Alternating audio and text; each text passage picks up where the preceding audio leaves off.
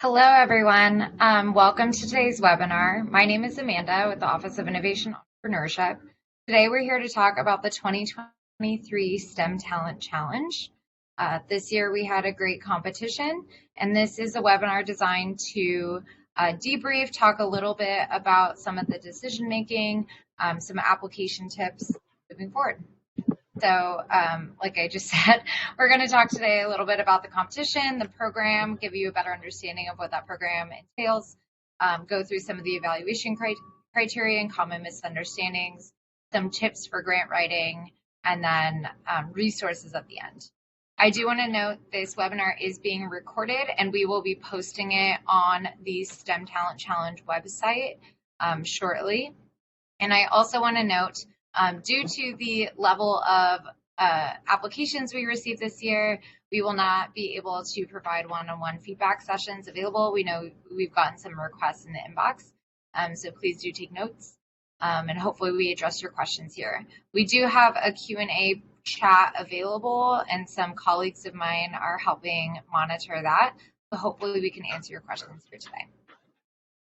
I'm going to turn it over to my colleague Jake to talk a little bit about EDA and give you a little bit more context into the program. Jake? Sure. Thanks, Amanda. Hi, folks. This is Jake Wildfire in the Office of Innovation and Entrepreneurship. The STEM Talent Challenge is one of our flagship programs here at the EDA. So the EDA's mission is to lead the federal economic development agenda. There are multiple interagency partners that touch on the federal economic agenda, but EDA really leads it. So that really comes down to three main pieces here. Number one, we're all about supporting community-led economic development. While the agency sits here in headquarters at Washington, D.C., we have local offices across the country. We have 6 regional offices. And so we want to use those regional offices to touch on each of these local communities and see what are those local business conditions and needs that are out there in the heartland of America, and we react to them. Number two, we help communities develop those resilient and agile local economies. So we think through, hey, what does it mean to be resilient 5, 10, 20 years into the future? And we help communities and institutions plan for that. And number three, we make it easier for businesses to operate in the United States, thinking through planning grants, technical assistance, infrastructure support, and thinking through what does it mean to provide a great enterprise for American workers to stay here, to work here, and to thrive here. So overall, we promote innovation and competitiveness across all of these American regions for success in both the domestic economy and the international worldwide economy.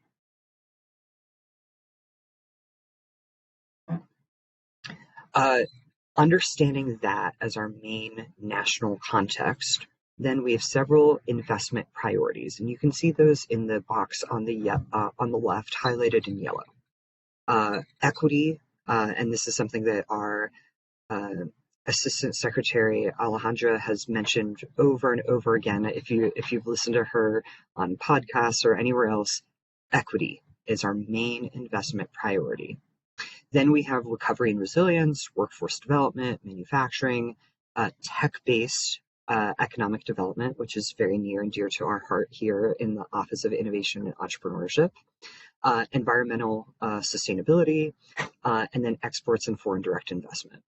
So EDA supports these projects that strengthen communities, drive innovation through this local economic development, and thus we want to make sure that all of the applicants to our EDA programs are able to demonstrate the project's economic impact on that local region. So that might mean that the project or the application for the project is showing job creation, literal numbers of how many workers will be employed, business expansion, and that might come down to entrepreneurship, IPOs, that type of thing.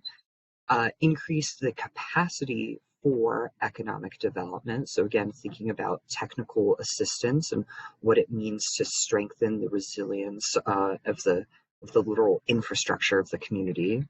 And then thinking about economic disasters and how can these communities react in real time or near real time to these major economic disasters in their local area.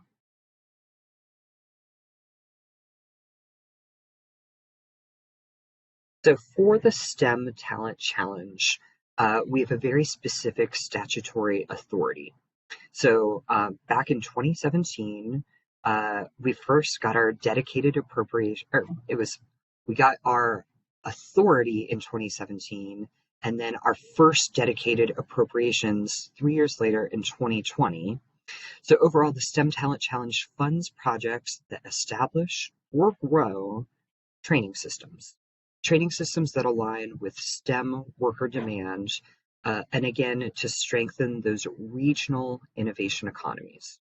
So it was authorized back in the Stevenson-Wilder Act, and it's specifically Section 28. So if that is not on your radar, by the way, that is something that all of you as applicants and potentially future applicants should go ahead and read. Take a look at Section 28 of the Stevenson-Wilder Act, and it should give you a pretty comprehensive view on, hey, what was the congressional intent for this program?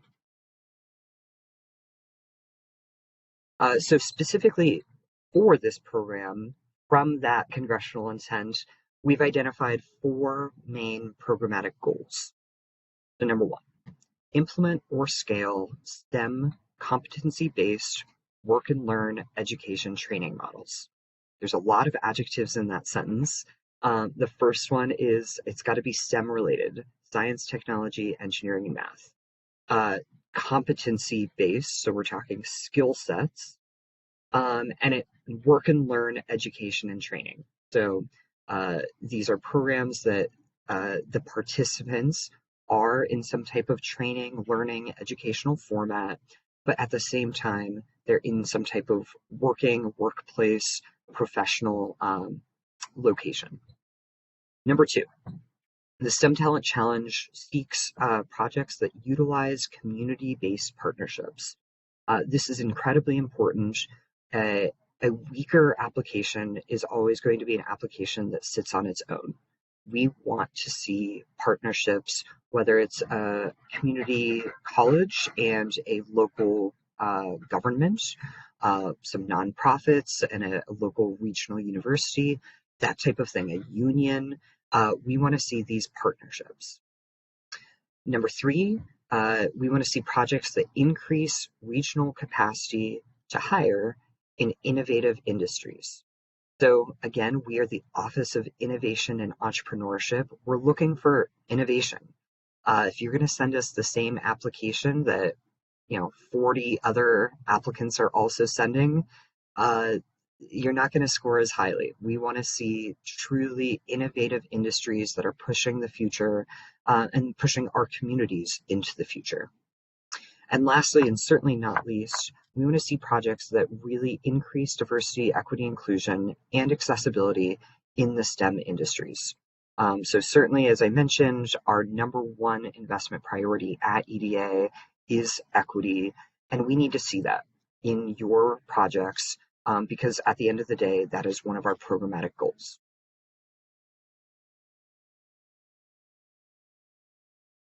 And lastly, for me, before I turn it back over to Amanda, I want to talk about the application pool that we received this year.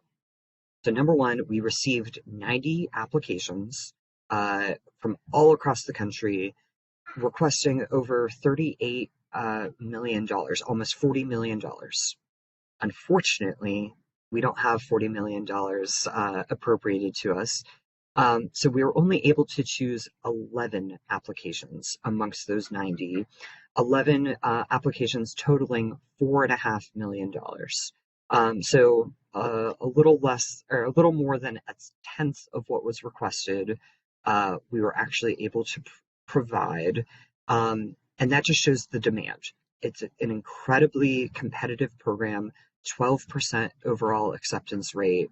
And again, those requests are over 8.5 times what we're actually appropriated for this year. So That is something that we take back to our congressional liaison to tell Congress. We are seeing a need, a big demand from all across the country on this type of program.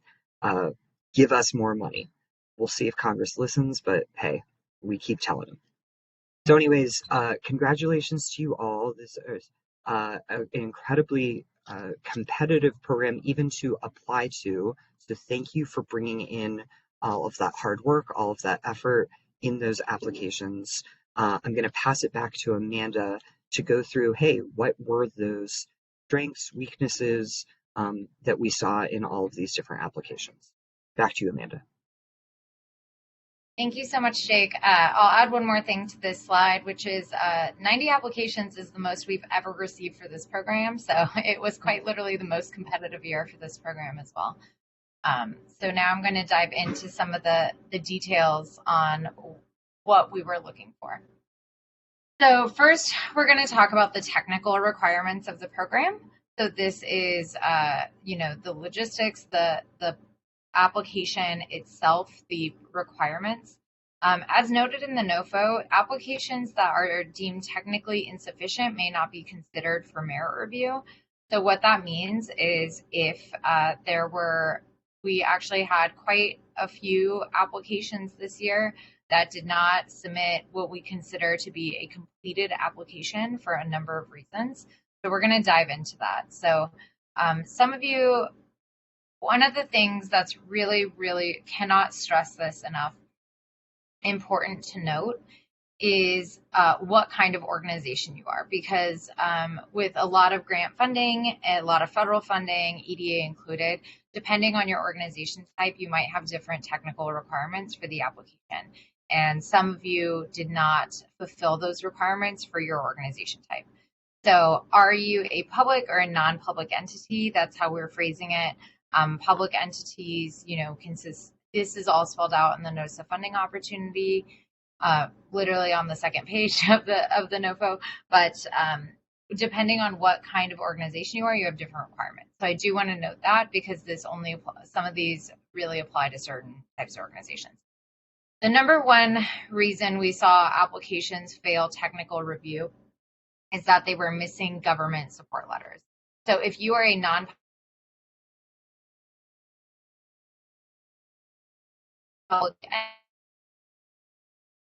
entity, so that means you're an organization that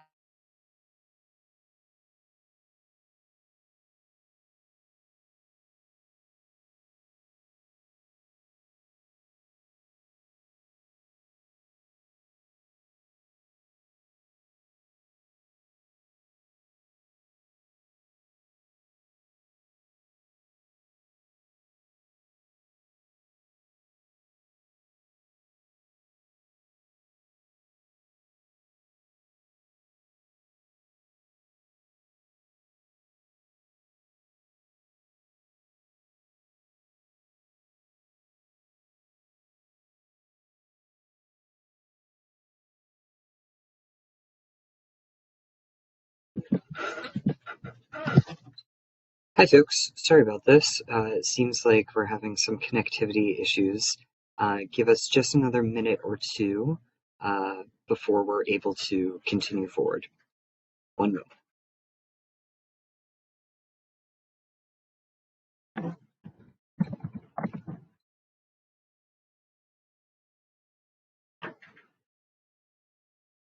Sorry about that, folks. It looks like I'm having IT issues. Can you hear me now, Jake? Yes, we can hear you. I cannot see you or see your screen. All right. Well, I'm gonna, for IT bandwidth, going to leave my video off, but I will get back to screen sharing. So hopefully, I apologize. I'm having some Wi-Fi issues. If you can We can see see the your screen. screen, Yep. then I can go ahead. All right. So I was saying that the biggest issue we saw for technical compliance is non-public entities missing a government support letter. So this says that organizations this is a requirement in our statute that says that if you are not a public entity, that you also need to show that you're acting in cooperation with a public entity. So what that means is we're just looking for a signed letter of support from a political subdivision of a state. So that is the state government itself, a department of the state, like a Department of Education, Department of Commerce. That looks like a mayor's office. That looks like city government. It looks like county government. Letters that do not count are that to meet this requirement. We love to see them. We love to see additional letters of support, but things we don't necessarily need to that don't meet this requirement include the legislative branch. So if you get state, congressional support or federal congressional support, we love, like I said, we love to see support in your applications, but that does not meet this technical requirement. So if you are missing that, you may have been considered for technical disqualification, because that is a requirement for non-public entities. Another one we saw a bit is missing match letters. So as you all know, this program requires a 1-to-1 match ratio. So at least a 50% maximum grant rate required. But we also need to see that documented. So if we can't, as reviewers, if we can't track your match source, we cannot maintain that you met that requirement. So all match sources, whether provided by the applicant or a third party, whether it's cash or in kind, require a signed letter with evaluation showing that the match is committed, unencumbered, and available. So what is committed, unencumbered, and available means? It means that if you win and the award is there, that the application shows that the money will be available or the services will be available during the period of performance. Unencumbered means, making sure that it is not dedicated. We're not double dipping. We're not using the same match for multiple sources. And committed. So if it says, we plan to fundraise, that does not show commitment. We need you to know that the money will be there if the grant is awarded. And so if you had language to the contrary to any of those, that didn't meet the match letter requirement. So need to make sure that all of your match letters are properly documented, that they align with your budgets, so forth. Back to that requirement. So we have a 50% maximum grant rate.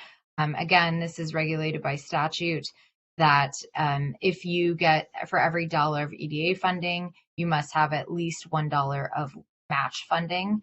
So I do want to note one quick thing on undermatching. So sometimes, the money was just not there or we couldn't track it. So it's really, really important to make sure that all your budget documents align.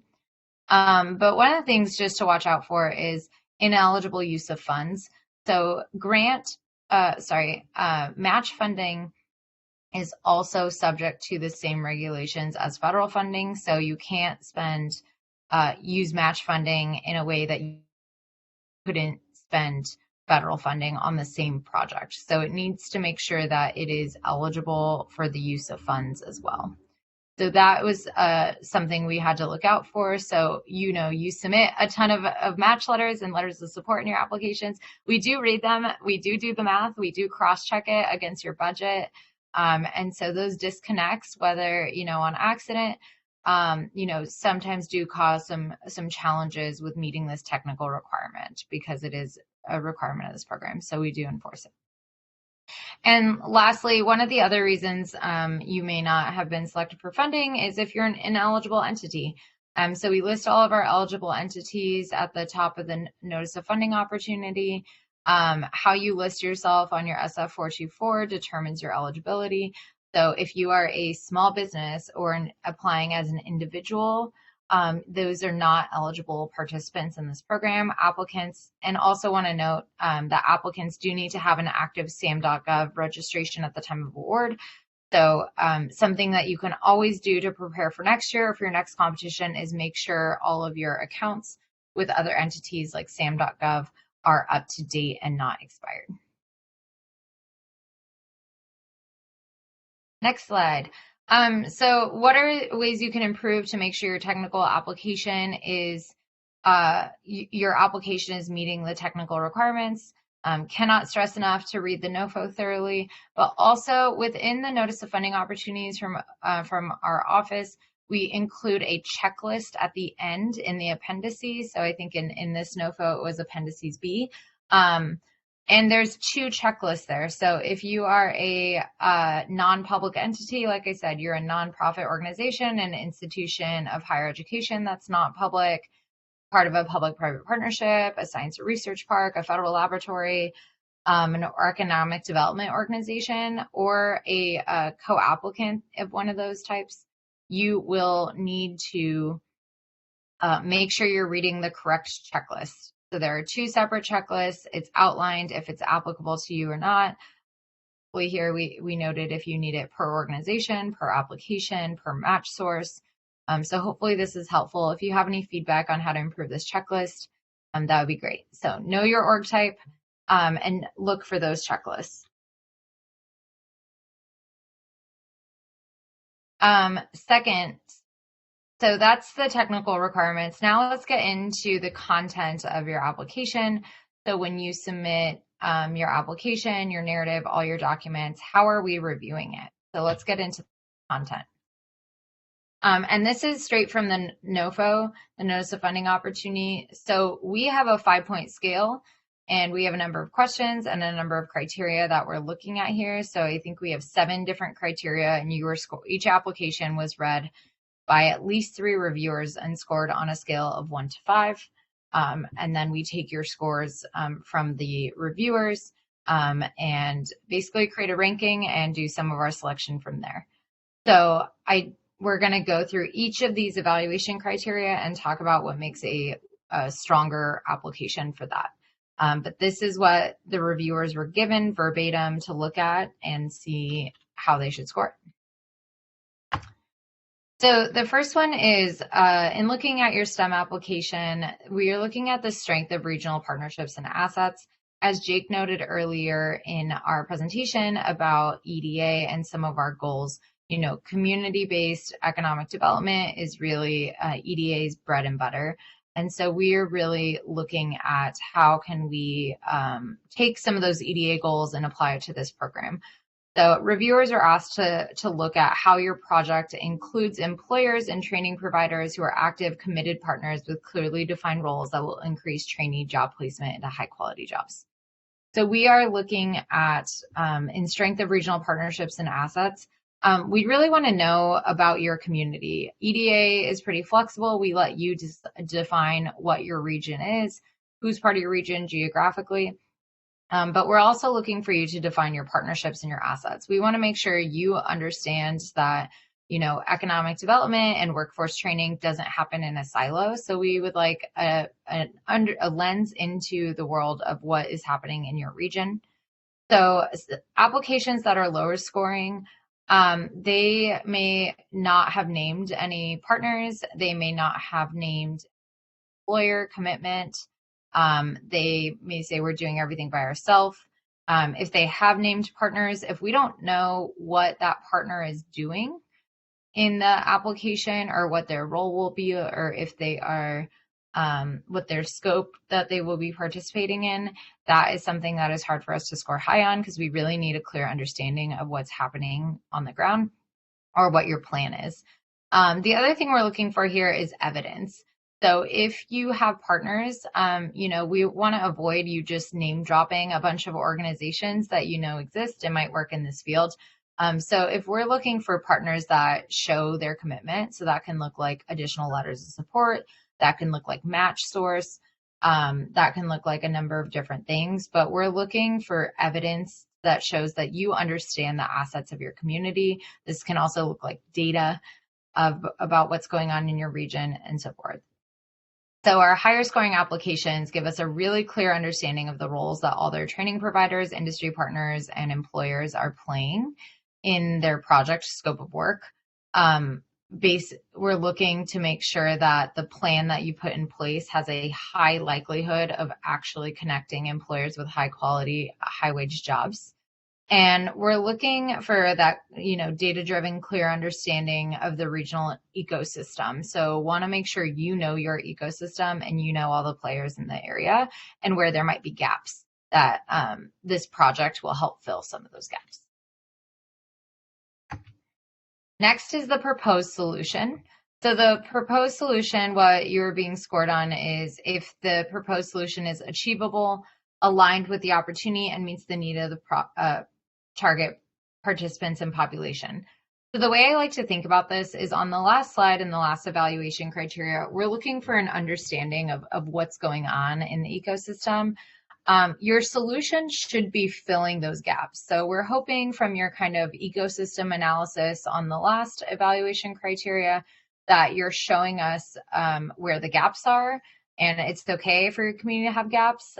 We don't believe in kind of a perfect community. There's always room for improvement there. So with this proposed solution, we're looking for that to fill those gaps. And we want to do it in an achievable way, and that it's going to meet the needs of the target participants and population.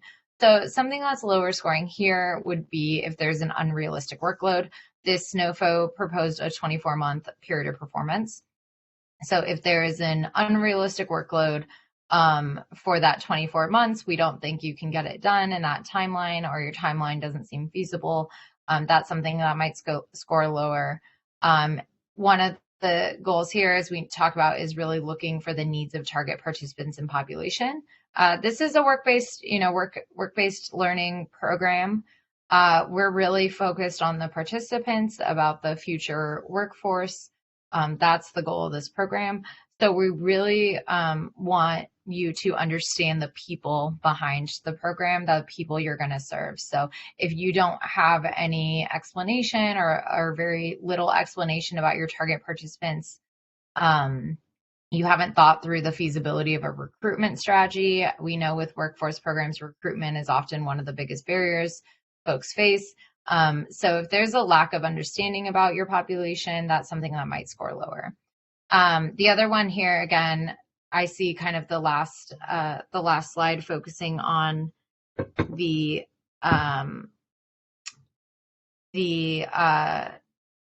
problem, and now we are looking for the solution. So if the solution is not tied to the opportunity in the last evaluation criteria, that would be something that's lower scoring. A higher scoring application would make sure that, the solution directly is going to fill those gaps we talked about. The potential of the solution is supported by regional level data. So, understanding, again, those target populations, showing some data-driven understanding that's going to support that. And then, of course, you want a clear, feasible strategy to recruit, train, and place the target participants in collaboration with community partners. So if you're missing, some of that pipeline, some of that workflow for the workforce program, that's something that may have been considered as well. All right, diversity, equity, inclusion, and accessibility. As Jake noted earlier, equity is a top priority for EDA, so something we definitely look into. So reviewers were asked to evaluate each application on if the proposed project includes a clear and realistic plan that, if executed, would engage, serve, and benefit an inclusive group of stakeholders and trainees and other program participants. So lower scoring application doesn't really have a plan or doesn't have a plan on how they're going to make sure these benefits are shared across all the affected communities. They may be incomplete plans. So something you may want to consider in future plans is really thinking through those systematic barriers. Is your plan realistic? Another way to think about the DEIA category is thinking about how to engage those partners. So, we have separate evaluation criteria, but a lot of these overlap in some ways or should feed into one another. So looking at how can we make sure that our organizations and our community partners are also engaging with diverse communities. A higher scoring application has a very clear, feasible plan. We understand what you're going to do to support the target populations, targeted underrepresented groups, addresses those systematic barriers, has a support plan in place. The proposed strategy would likely promote DIA in the region and support the STEM field through representation. That's something obviously is a big priority for and a big program goal for this. And then we want to basically have a very clear understanding that your partnerships include, equity-driven organizations as well. So it's not just a priority for your organization, but for the whole group, for the whole project moving forward. Measurable goals and impacts. The project goals, so reviewers were looking to see if the project goals are specific, measurable, attainable, relevant, and time-bound, aka SMART. And if the project was successful, would it actually advance placement into high-quality jobs for STEM-related field of training? So lower scoring applications, we're looking at our training programs that may be not in alignment with STEM related fields. It is the STEM Talent Challenge. We are really looking at that. Are the jobs that you're training for considered high quality jobs? If they are not, that may have been something that wouldn't score as high. High quality, obviously, we have those definitions in the NOFO as well. The goals are not feasible. So you have goals, but they are not feasible or are not actually going to meet the program goals of the STEM Talent Challenge programs, or you didn't name goals. We see it sometimes in applications that there's a lot to cover there. Maybe we didn't talk specifically about what our goals are. We're looking for quantitative goals. We want them to be specific and measurable. So we are looking for some of those quantitative goals. We want to know, and we did put this in, I think the appendices of the NOFO has some examples of what some of those are expected to be reported on, which might include things like job placements or trainings held and things like that. So we're looking for some of those things. Higher scoring applications had those SMART goals. The goals seemed achievable. And given the context of the proposal level of effort, we did see in some applications, which was nice to see some stretch goals where they said, this is what we realistically think, but we're going to aim for this.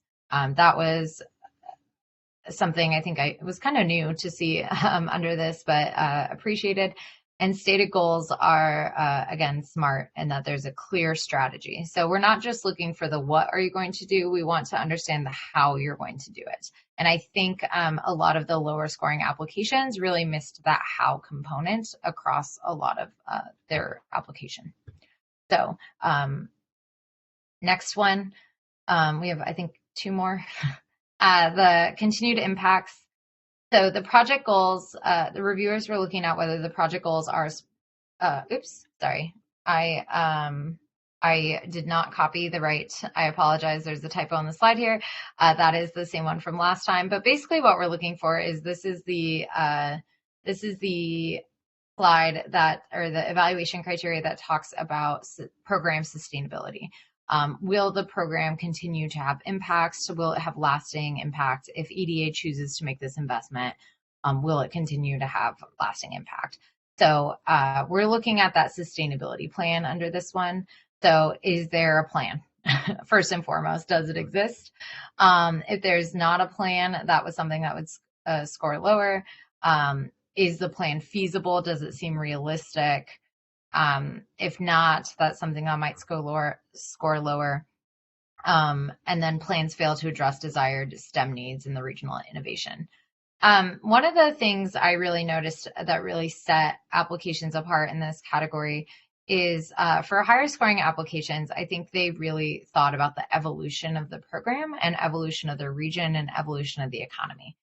So looking at a continued impact plan or a sustainability plan that has really thought through some strategies of, if we're successful, this is what the environment will look like moving forward. So this is what we'll need to do. They were agile. They had multiple contingencies. So it wasn't just a flat plan for the most part. So those were, I think, the biggest differences between the higher and lower scoring for sure was the thinking about a future economy in which they were operating in, if they were successful. All right, budget and staffing. So, you may wonder, how do we score budget and staffing plans when it's a spreadsheet full of a bunch of numbers? There's a few things. We talked about the technical aspect of it already, so making sure that your budget aligns. The biggest thing in budget and staffing is we always tell reviewers not to make too many assumptions about what's going on. We're really looking for you guys to spell things out for you. When we look at budget and staffing, this is a big part of us determining the feasibility of a project. We want to make sure that you have a clearly identified plan for your financial, human, and programmatic resources that will support the successful execution of this proposed project. And the applicant organization team have the operations and management capacities to execute the proposed project successfully. So, lower scoring, you didn't have a staffing plan. The cost of your program delivery is unrealistic. So that is something we're looking at. If you don't have a plan, we understand, right? There's a lot of programs like this that will be run off. If successful, you will then hire. That's great. There's no problem with that. That doesn't mean your application scored lower because you had somebody in-house. That was not something that was taken into consideration. What is, in that situation, I'd recommend that folks, if they have a vacancy, that you show us your plan. So like I said, it's not just the what, it's the how. So show us how you plan to build that, put it as a key milestone in your objectives and timelines. The key hires are really important for project success. So we're really looking at the budget and staffing category as a way of, is this project going to succeed from an operations standpoint? So something else that could hurt you is if, we have allowable expenses under, the federal government. Federal grant funds can only be spent in certain ways. So if you had a large number of unallowable expenses, or it didn't really fit the program goals. So an example might be, something that just seems off the wall, that it doesn't seem like it's directly correlated with what you're trying to achieve. So if you're running an advanced manufacturing program, but you have large equipment expenses for something that's not manufacturing related, those are kind of some yellow flags that may have been taken into consideration. So making sure that the budget you're building truly is going to complete the scope of work. Higher scoring applications will have a clear commitment and plan for executive oversight, especially during interim staffing periods. So like I said, what does that look like? We have a vacancy, that's fine. But note in there, like, we understand there's a vacancy. This is how we plan to fill it. This is the type of person we're looking for. Those kind of details are really helpful. This is the type of hire we're looking to have. Somebody with, X amount of experience in doing this. And in the interim, this is how we're going to fill that capacity internally for the time being. So we know you're all going to do that, but we'd like you to tell us a bit more about how you're planning to do that. Because if it's going to take you 6 months to hire and it's a 2-year project, you're already behind schedule. So we also want to make sure that all of your costs, like I just said this, but are associated with your goals and with the scope of work. And we do look at your team. We want to make sure that you have the operational capacity. If you don't have, staffing in your budget and you say we're going to do all of our staffing in-house, we still need to understand what that looks like. So, it's fine if you're not charging staffing to the project, but we still want to understand what your team is going to look like moving forward. All right, I believe this is the last one. So I like to call this category, is it STEM? Is it STEM Talent Challenge? So what we're looking for, reviewers are looking for here, is if the application conveys a clear narrative that addresses the prompts in this NOFO, and it aligns with our goals to drive regional innovation by building STEM capable talent. So this is all about program fit. And I cannot tell you, I've worked on a number of programs here at EDA on the grant maker side, and I will say we cannot tell you how important program fit is. So, like I said, I nicknamed this one, Is It STEM, when we're looking at it. So we really want to, ultimately, this is a workforce program. This is a work-based learning program that is focused on STEM-capable industries, STEM-capable talent, and getting them into high-quality jobs. So ultimately, is that the goals you set forth on paper? Is that what you're trying to do? Has that been made clear to us? So if it is, not in a STEM related field, that's something we can consider. We have a fit issue where we say, if the majority of your target participants will not be able to enter the workforce immediately, this is a 2-year program and we're looking for job placement as an outcome of this program. So if you are focused on the period of performance, like I said, is only 24 months. So if your application was focused on a population that's not going to be able to enter the workforce right away, so if you're saying, hey, we're working with, middle schoolers, that's something that's maybe not a good fit for this program because we're looking for immediate job placement at the completion of their training. So something to consider there from a fit category. And, we talked about the program goals, so high scoring applications on this. We really feel like given their feasibility, given their budget, given their program goals, given their gap in their proposed solution, everything, this kind of sums it up, is going to achieve our program goals. So this is really a category focused on, are you the right fit for this program? There's a lot of federal funding, a lot of programs out there, so want to make sure that you can do that. All right. One other quick thing I want to note is in the NOFO on page 30, we have this category called grant officer decisions.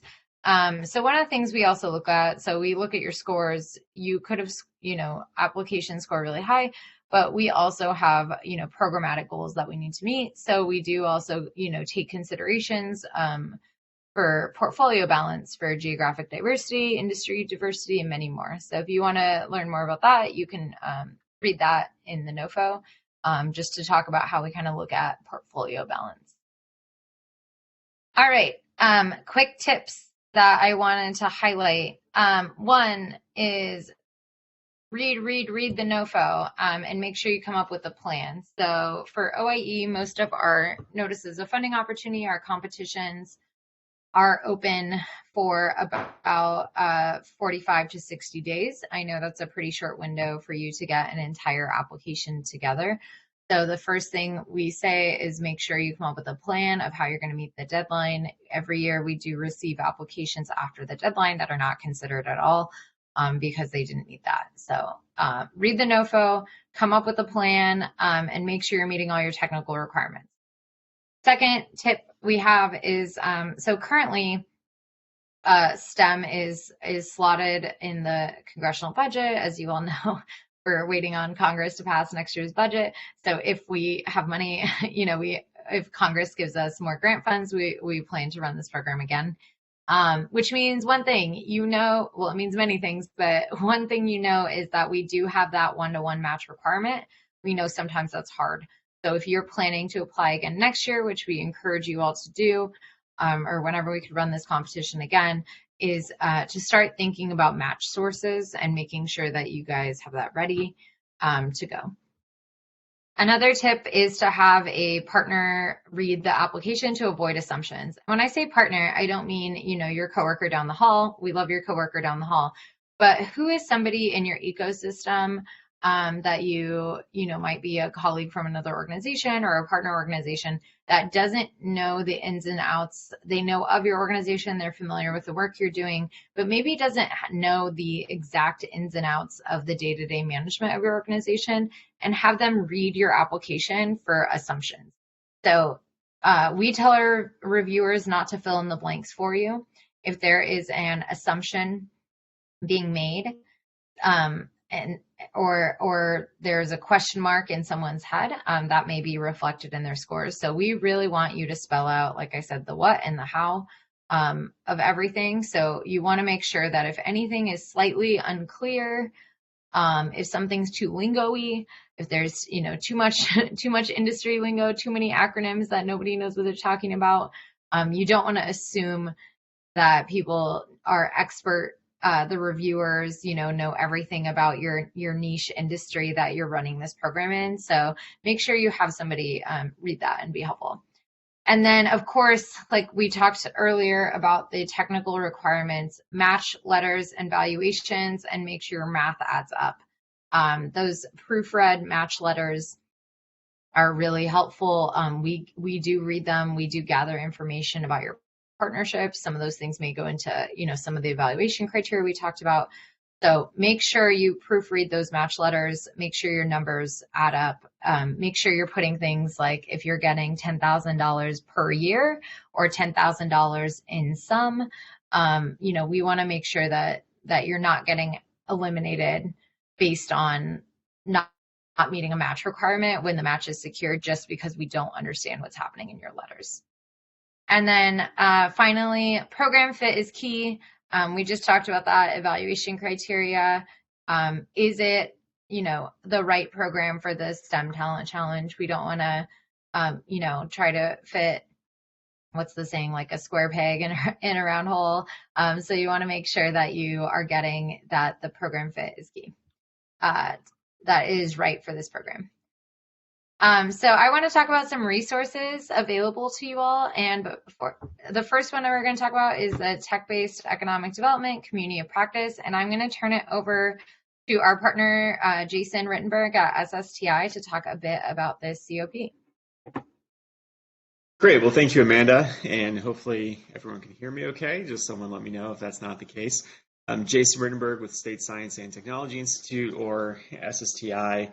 I'm talking about a program that we have with EDA to provide assistance to organizations that are working not just with the STEM Talent Challenge, but across EDA's entire tech-based economic development investment priority. So we are here to really try to help provide a space for organizations to talk with each other about what's working and what's not in specific areas of practice within this field, and workforce is certainly one of those. We are also able to provide some written resources. We're doing regular webinars, sessions at our conferences as well. So we're very interested in getting involved with all of you and see how we can be helpful. I know it's always hard when you are receiving bad news, of course, and certainly understand the frustrations there, but many of you, of course, I am sure, given how competitive it was, as Jake was describing earlier, do have really strong proposals, and even more of you, if you maybe didn't have a well-scoring proposal, I'm sure you have good ideas of things that could be funded. And so through the resources that we have, we're definitely interested in working with all of you. To Amanda's point about having a partner be able to review things, just to clarify, as a partner from EDA, we're not able to do something like review documents, but if there are resources we can pull together, or if you're interested in talking with groups that have successfully accessed the STEM Talent Challenge funding before, or if you want a sounding board to talk about the ideas. Again, we can't review documents, but we can talk about ideas. That's the kind of thing that we are able to be here and help with all of you. I also want to see if my colleague Casey is on the call and able to jump on and talk specifically about some programming that we're looking at in the area of workforce, and would like to be able to talk with all of you. Not as used to blue jeans, I'm not seeing you. Casey, are you there? I'm here, Jason. Okay, great. Thank you very much. Yeah, please go ahead. Yeah, so as Jason mentioned, we have a variety of resources that we want to share with you all, and we encourage you all to get involved with our TBED community of practice. You can find more information about it on our website, which is listed on the slide here, so ssti.org/TBEDCOP. We host regular webinars and community meetings right now. Those are focused on entrepreneurship development, lab to market, or tech transfer and commercialization, and risk capital, but we're expecting to expand these community meetings in the future too. And to that end, since talent development has always been a big part of the work we've been doing at SSTI and in the TBED community of practice, we're looking for ways to expand and provide more targeted opportunities around talent development in the TBED community of practice. So we would love to hear from you all to understand a little bit more about your goals and the obstacles you might be facing in your regions. So I'll be following up in the next few days, week or so, with an invitation for you to join us for a listening session so we can learn a little bit more about the work that you're doing and share how the TPED community of practice can help you all too moving forward. So you can get involved with what we're doing right away. Go ahead and visit the website to find out how to stay up to date on our events and get notified of things that are coming up. And then you can also reach us at the tbedcop@ssti.org email address too if you have any questions. Yeah, Jason, I'll hand it back over to you. Yeah, thank you, Casey. So the other thing that I want to point out about this is that, again, we're working across a number of programs, not just STEM Talent Challenge. So if you're interested in talking about entrepreneurship, about lab to market, risk capital programs as well, we have a lot of resources available on those points too. And then I don't know, but I imagine that some of the people on this call might be part of the team that was more focused on the actual grant writing. So if you have the more program staff available, I'm happy to work with them as well. Sometimes the assistance we're providing, since it tends to be program design about strategy and fitting in with the right program, about kind of regional resources and communicating to external stakeholders or funding strategies. That's something that sometimes the program or executive staff want to engage with instead. So please feel free to pass this along. It's not the right place for this info, but I'm going to go ahead and post as an answer to the most recent question that I saw there before Josephine's question anyway, our contact info in addition to you getting it on the slides. So I'm happy to answer any questions or just move on. I'll turn it back over to Amanda to decide. Well, thank you. Thank you. So I hope you all join, and like Casey mentioned, SSTI will be reaching out to you. I'll be sharing your email addresses from this attendee list. So I do hope you consider them a great resource. They also have I'll give a shout out to their newsletter, their weekly newsletter that has a lot of support in the tech-based economic development space as well. Great. So other resources as we're reaching the end of our call. One, future funding opportunities for the STEM Talent Challenge. Like I said, we're currently in the congressional budget. We'll see what happens when that's passed. So we do hope to run this again. So hopefully you can consider that. Two, we understand federal applications can be tiresome or can be hard to navigate sometimes. So we do try to put together some toolkits to support you. So we do have a lot of templates and checklists and resources and videos made available during the application process. We just heard from the TPED community practice. And then finally, if you do have other questions, please reach out to EDA. One other comment I do want to note is that as I noted, we will be recording, this is recorded, we will be posting this on the STEM Talent Challenge website. So that link right there that says under application toolkits, we'll be posting this webinar on the website. So you can check back there for that link as well moving forward. And unfortunately, due to the volume of applications we received this year, we will not be able to do kind of the one-on-one feedback. So. And this is our contact information again. So please stay up to date. Also register for the EDA newsletter if you want to stay up to date with what's going on in EDA and other funding opportunities. As Jason rightfully noted, we are, available to answer questions, but also there's a lot of other programs in this space available. So something to consider is you might be you may be a workforce arm of a larger organization. So want to make sure that that other opportunities are coming down the road. Thank you all so much for your time and for your interest in the program. I hope a lot of your questions were answered today. And we look forward to hopefully working with you again soon. Thanks all.